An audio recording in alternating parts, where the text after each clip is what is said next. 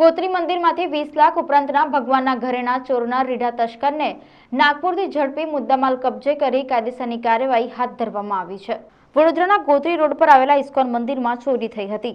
ગત 12મીની મોડી રાત્રે ગર્ભગૃહમાં ઘૂસી ભગવાનના સોનાના શણગાર અને ચાંદીની વસ્તુઓની ચોરી કરી ચોર ફરાર થયો હતો।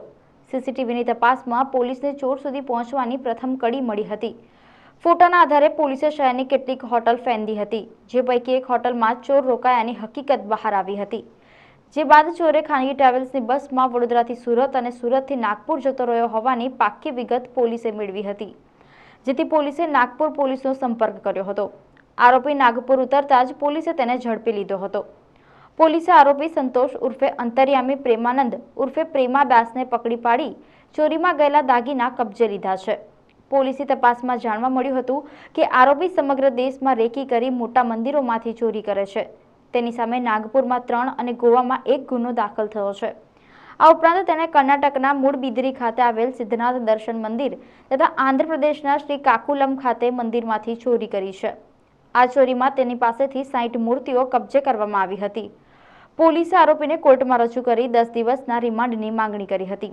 કોર્ટે 4 દિવસના રિમાન્ડ મંજૂર કર્યા હતા તથા પોલીસે તેની પાસેથી કુલ 20.73 લાખનો મુદ્દામાલ કબજે કર્યો હતો।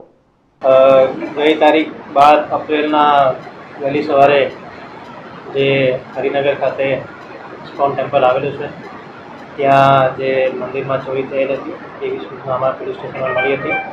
પોલીસ સ્ટેશનમાં સૂચના મળતા જ અમે અલગ અલગ ટીમ બનાવી અલગ અલગ દિશામાં તપાસ કરી હતી। સીસીટીવીની બધી ચેક કરવામાં આવેલી હતી।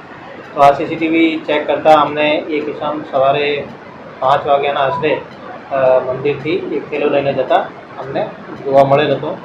આ લીડ અમે ફોલો કરતાં અમને સયાજીગંજમાં જે એક હોટલ છે ત્યાંનું એડ્રેસ મળેલું। ત્યાં સીસીટીવી વધારે ચેક કરતાં અમને આગળ એક માણસ જે છે ત્યાંથી જાય છે આ બધું અમે તપાસમાં એવું નીકળેલું।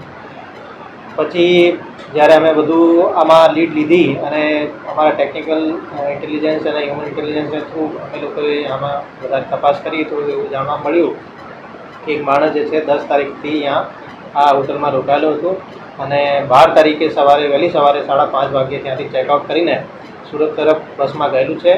અને સુરતમાં જે બસમાં ગયેલું હતું આનું તપાસ કરતાં અમે એવું જાણવા મળ્યું કે આ માણસ સુરતથી નાગપુર એક ખાનગી ટ્રાવેલ્સ બસમાં બુકિંગ કરીને જઈ રહ્યો છે।